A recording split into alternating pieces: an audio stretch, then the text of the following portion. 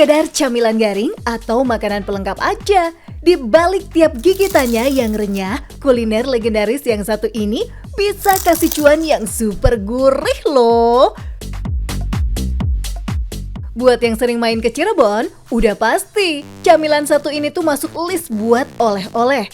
Bukan terasi atau empal gentong, tapi kerupuk rambak dari kulit kerbau. Halo bos, nama saya Roni, saya produsen kerupuk kulit kerbau Safa Marwah. Saya menyuplai kerupuk di toko oleh-oleh Cirebon. Mau tahu bisnis saya, tetap di cuan bos.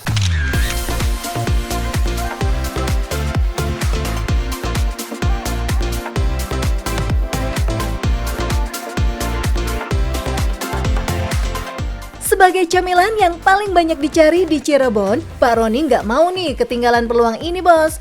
Dari rumah yang disulap jadi tempat produksi kerupuk kulit, sekarang Pak Roni bisa produksi sampai ratusan kilogram kerupuk setiap harinya. Kalau awal-awal kita mulai belum banyak kulit, tapi berjalannya waktu mulai banyak pelanggan yang minta, jadi per hari 1 kintal lebih, bahkan sampai 2 kintal kerbau yang diproduksi. Berawal dari resep keluarga, kemudian Doi memadukannya dengan resep rahasianya sendiri bos. Kalau dari tekstur beda, yang kerbau lebih renyah. Secara rasa sih tergantung itu, sama lah, cuma beda rahasia bumbu itu. Awalnya resep dari keluarga, terus saya kombinasikan lagi, ditambah lagi bumbu-bumbu resepnya, jadi resep sendiri. Rempah-rempah yang dipakai bikin kerupuk kulitnya tuh jadi nggak bau, nggak ada rasa getir, dan gurihnya juga nggak berlebihan bos.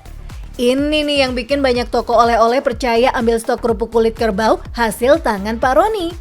Bahkan nggak jarang loh bos, distributor yang ambil stok di Pak Roni rebranding lagi tuh dengan merek toko mereka sendiri. Sekarang sih yang masih minta paling 10 toko atau berapa lah gitu. Tapi kalau lebaran minta banyak, pada minta semua. Kalau distributor minimal sampai 20 kilo, 10-20 per hari. Nggak cuma distributor aja yang boleh beli di sini, perorangan dan reseller juga sering banget kok belanja di sini. Tapi kalau belanja di Pak Roni, minimal pembelian ada di 250 gram ya bos. Harganya mulai dari 40.000 aja. Sedangkan kalau reseller, biasanya mulai beli dari ukuran 1 kg gitu bos. Kalau untuk sekarang penjualannya itu bisa menghabiskan 1,5 kintal. Paling omset penjualan sekarang sih 20-25 jutaan. Meski permintaan terus bertambah, itu nggak bikin Pak Roni turunin kualitas kerupuk kulitnya bos.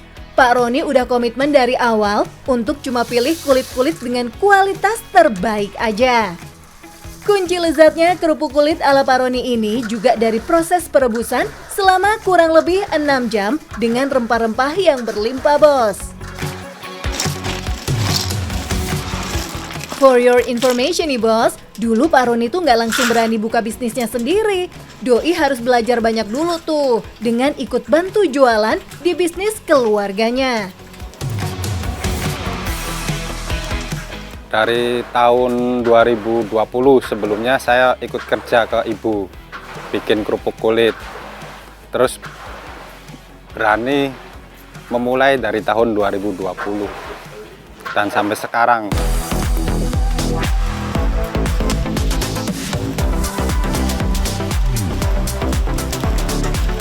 Pak Roni juga nggak nyangka kalau bisnisnya tuh bisa sebesar sekarang bos. Padahal Doi nggak pernah promosi di media sosial kayak yang udah orang-orang jalanin saat ini. Semuanya berkat konsistensi Pak Roni yang nggak mau kecewain orang-orang yang makan kerupuk buatannya.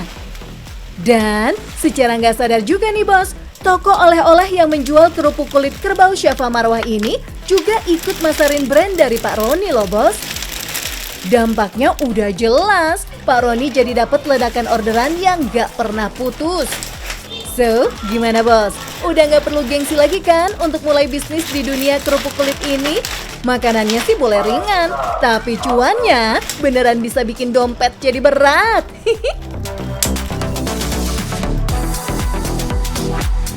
Nah bos, saya punya tips nih buat yang pengen usaha kerupuk seperti saya. Yang pertama, jaga rasa, jaga kualitas. Yang penting cuan bos.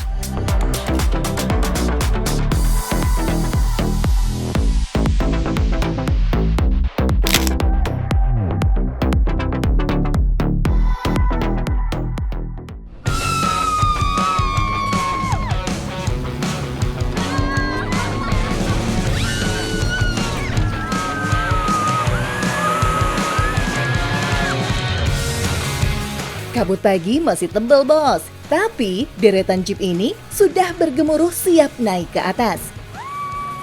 Dan menariknya, bisnis ini bukan cuma jualan off-road atau jalan berliku.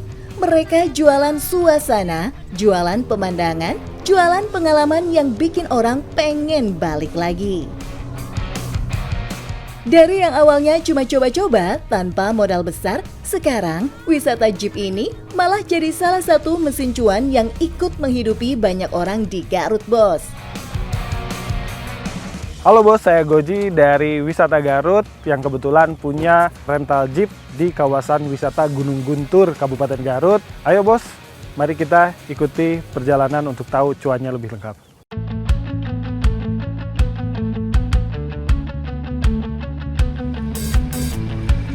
Kalau ngomongin bisnis wisata, banyak tempat punya gunung, punya jalur tanah, punya mobil off-road. Tapi, Gunung Guntur punya satu hal yang gak bisa dibeli tempat lain, suasana liar yang masih alami. Hamparan bukit berkabut, jalur berbatu, sampai pemandangan kota Garut dari ketinggian yang bikin orang langsung keluarin kamera. Disinilah wisata Garut melihat peluang besar itu, bos. Kalau ditanya kita jualan apa, kita tuh bukan jualan trek sebenarnya. Kita tuh jualan pemandangan. Dan memang benar, bos, wisatawan yang datang ke sini bukan cuma pengen naik jeep. Mereka pengen ngerasain sensasi nembus kabut pagi, ngeliat matahari muncul dari balik gunung, sampai foto-foto yang kelihatan kayak di luar negeri. Padahal ini masih di Garut.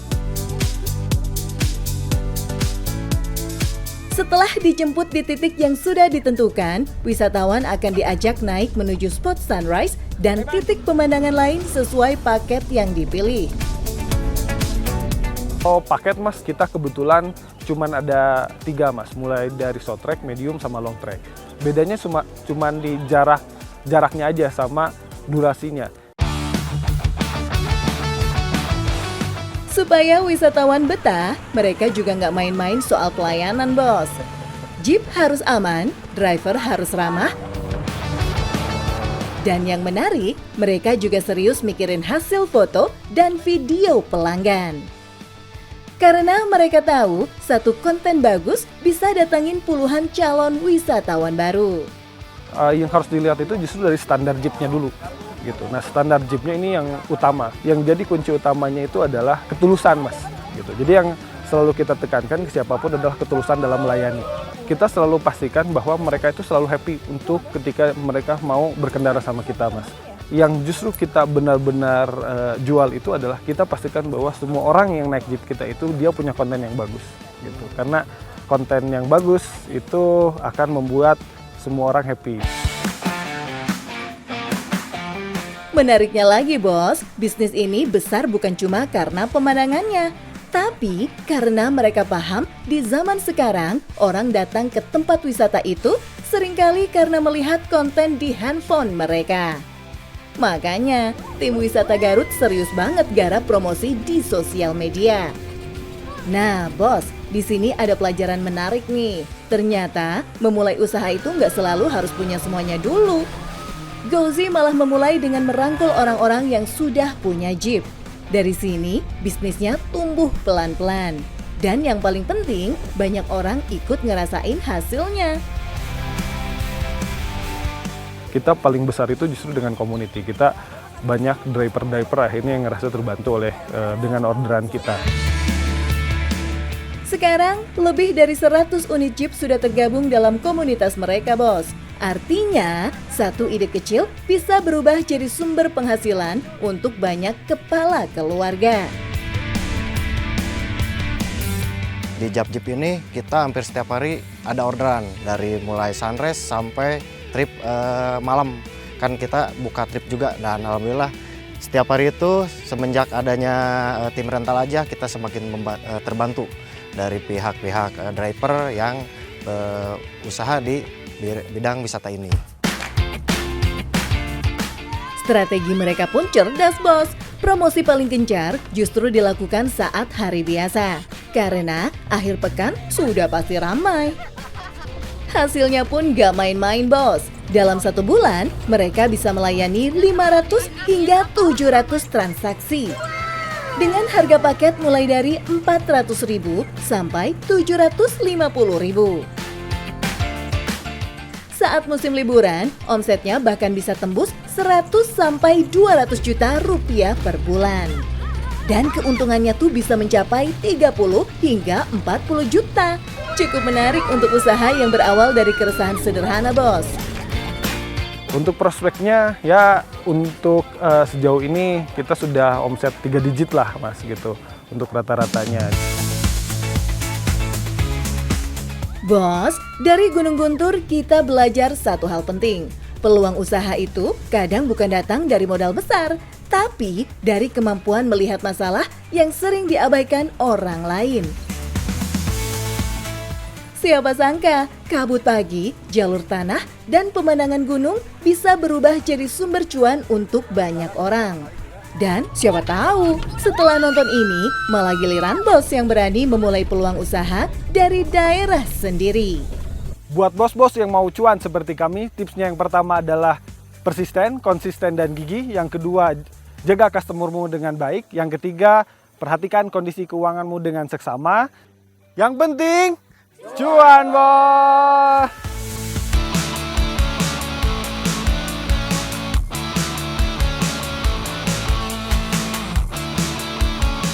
Bos-bos, tahu nggak sih? Dari jasa servis helm yang harganya mulai belasan ribu rupiah ini, omsetnya bisa tembus 2 digit setiap bulan loh.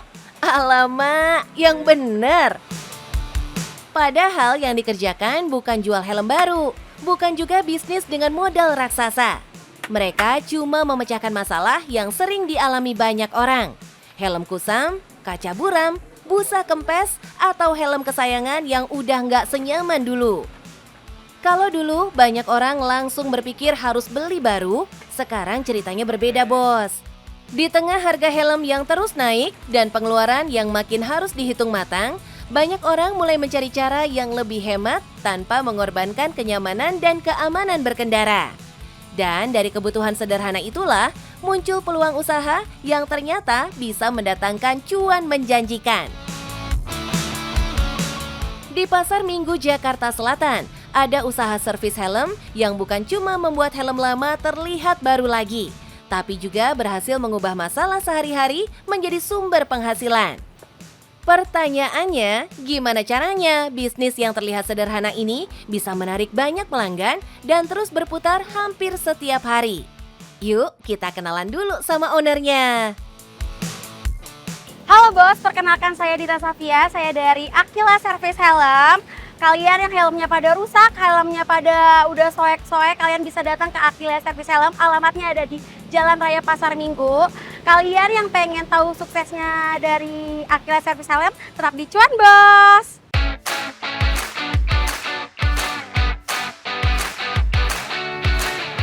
Kalau bengkel motor mungkin sudah sering kita temui ya bos. Tapi tempat khusus yang fokus merawat dan memperbaiki helm jumlahnya masih terbilang sedikit. Padahal pasarnya besar banget. Soalnya hampir setiap hari jutaan pengendara motor menggunakan helm untuk beraktivitas. Menariknya lagi, helm bukan barang sekali pakai. Semua helm pasti akan mengalami penurunan kondisi seiring waktu. Kacanya mulai buram, busanya mulai kempes, atau talinya sudah nggak nyaman digunakan.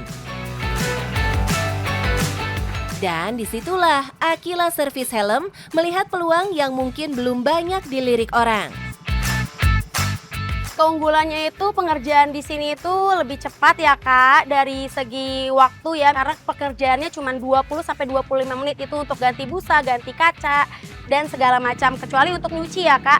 Jadi di sini proporsional banget ya. Pertama juga yang dicari juga kejujuran ya, misalkan ada kurang-kurang dikit gitu, pasti kita nanya ke customer nih, yang kurang bagian apa, misalkan customer itu ganti ses gitu ya.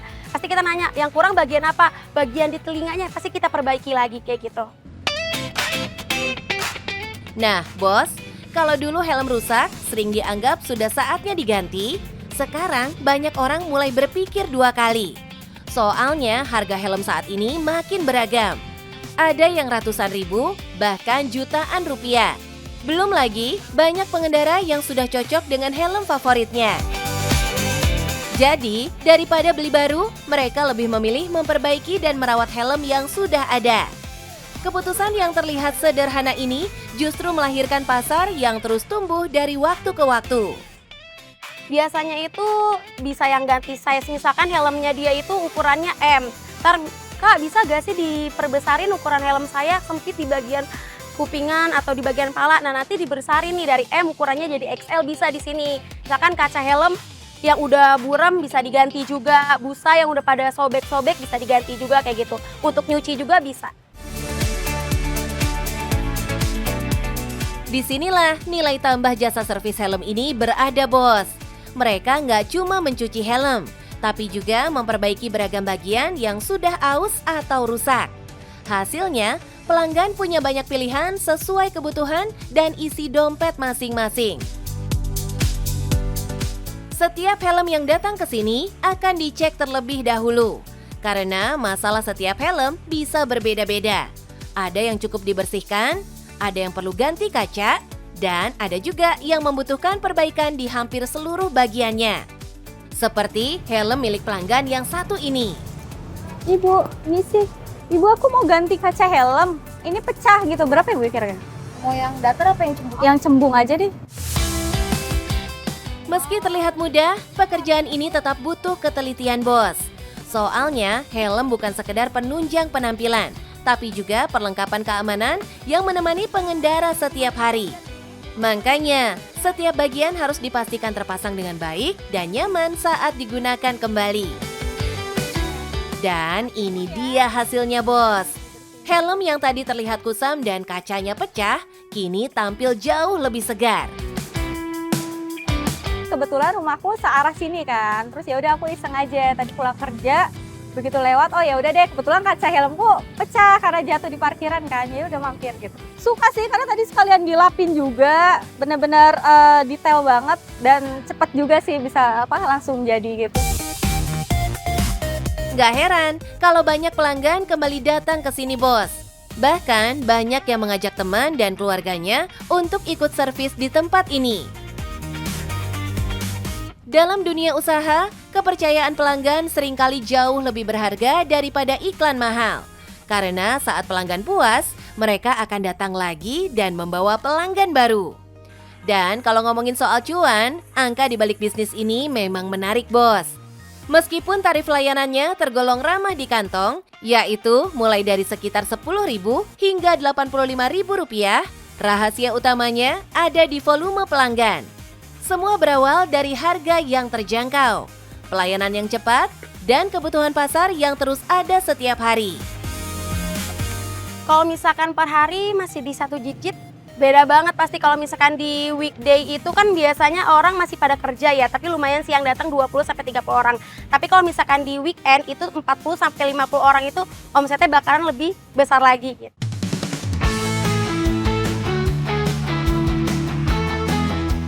Bos, kisah usaha yang diusung Dita ini memberi pelajaran menarik. Ternyata peluang usaha nggak selalu harus lahir dari ide yang rumit atau modal besar. Kadang peluang terbaik justru ada di depan mata.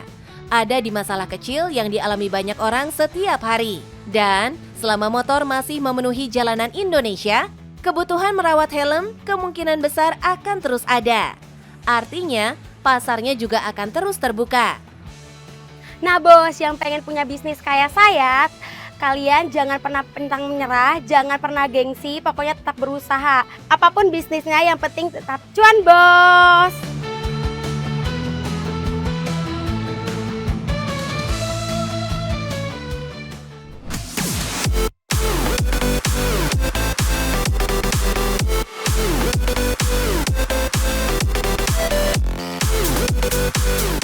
Bos, tahu nggak sih, dari sebuah hobi lari, ada yang berhasil mengantongi penghasilan ratusan ribu hingga jutaan rupiah setiap minggunya.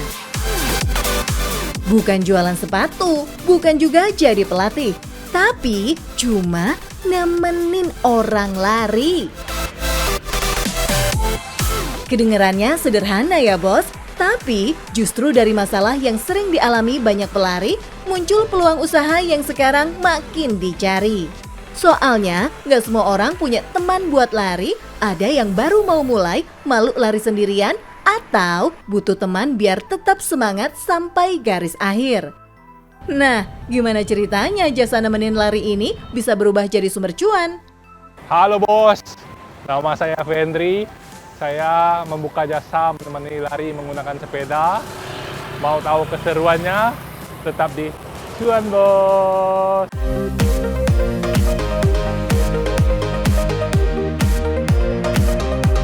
Sekarang, lari memang bukan sekadar olahraga lagi bos. Buat banyak orang, lari sudah jadi bagian dari gaya hidup. Hampir setiap pagi atau saat akhir pekan, dipenuhi orang yang sedang mengejar target langkah mereka. Itu pula yang dilihat Vendri. Berawal dari hobinya berlari, ia menyadari ada satu masalah yang sering dialami para pelari jarak jauh. Jadi ketika saya mau lari jauh, saya agak kesulitan untuk melakukan hidrasi yang benar. Gitu. Jadi kalau saya lari jauh, saya bawa botol satu itu nggak cukup dan itu mengharuskan saya untuk berhenti.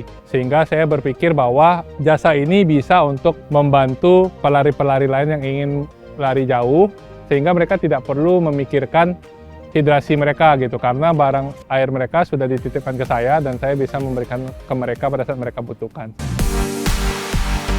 Kalau dipikir-pikir, yang dijual Vendri sebenarnya bukan sekadar menemani orang berlari bos. Yang paling dicari justru adalah rasa tenang. Saat ada yang membawakan minum, menyiapkan kebutuhan selama lari, sekaligus menemani di jalan, pelari bisa lebih fokus mengejar target mereka. Apalagi banyak orang memilih mulai berlari sejak subuh saat jalanan masih sepi. Kehadiran teman di samping mereka seringkali membuat rasa aman dan percaya diri jadi ikut meningkat.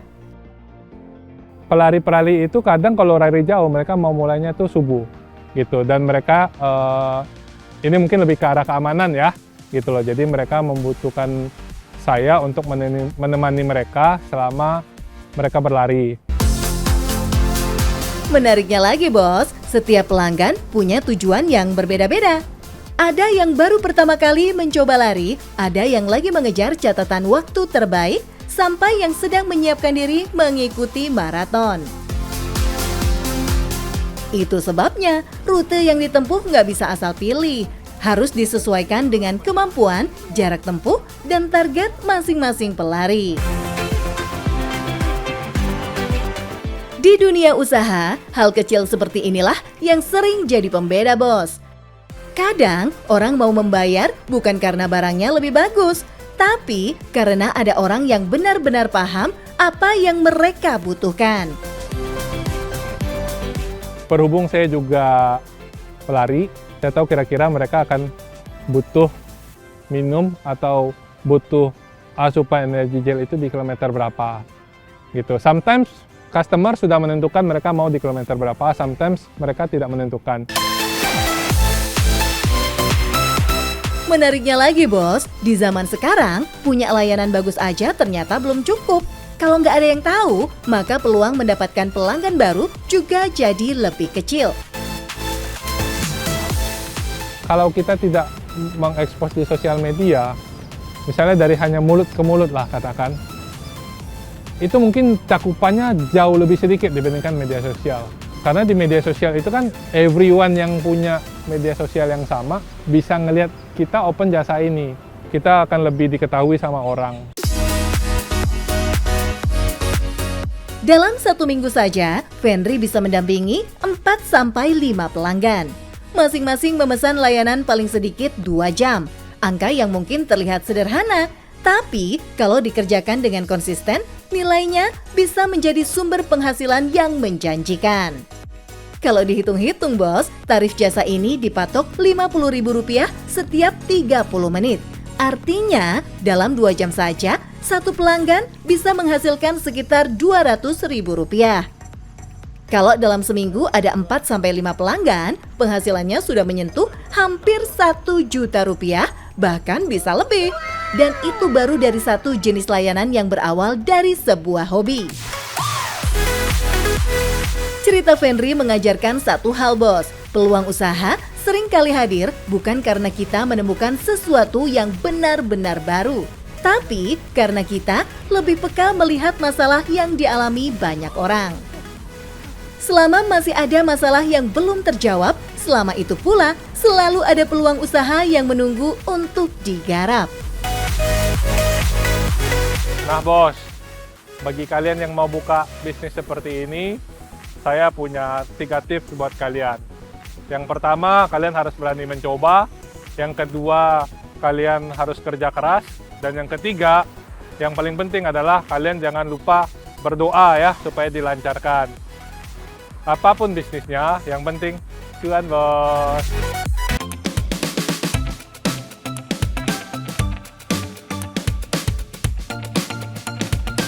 Bos-bos, warga Bandung pasti udah nggak asing sama spot CFD-an yang satu ini. Lapangan Tegalega jadi pilihan pas buat ngisi hari libur. Mau olahraga bisa, mau jajan juga ada. Eits, tapi tahu nggak bos, tempat yang ramai begini jadi ladang cuan yang bikin dompet makin gemuk loh. Halo bos, nama saya Ilham, penjual bakso dadakan di Tegalega. Kalau pengen tahu cuannya, tetap di Cuan bos.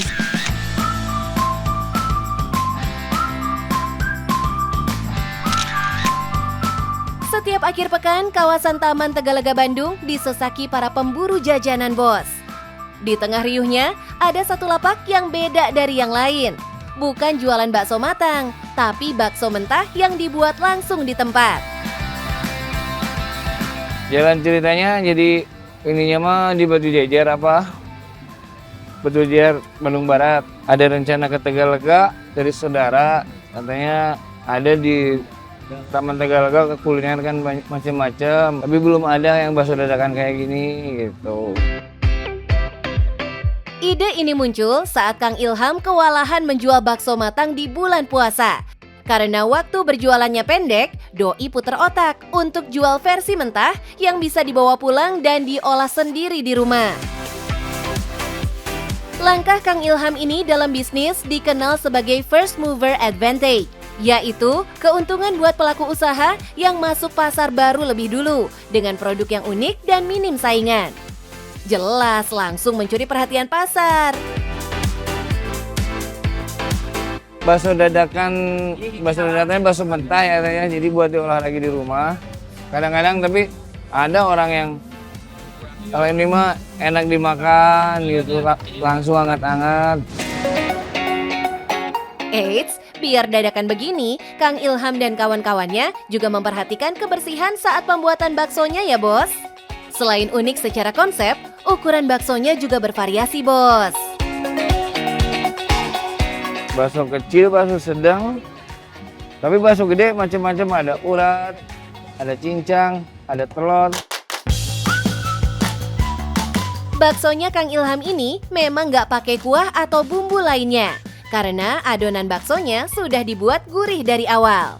Jadi meski dimakan langsung tanpa pelengkap, rasanya tetap nendang di mulut bos. Makanya banyak juga yang nggak sabar dan langsung ngemilin di tempat. Strategi ini jugalah yang membuat bakso dadakan Kang Ilham dilirik berbagai kalangan karena dijual dengan harga murah bos. Kalau hari Sabtu 50 kilo, kalau Minggu hampir 1 kintal lebih. Yang kecil di per biji per biji. Yang gede paling gede Rp5.000. Tahu 10.008, tapi nggak diporsi. Bayangin bos, lebih dari 150 kilo adonan habis dalam 2 hari.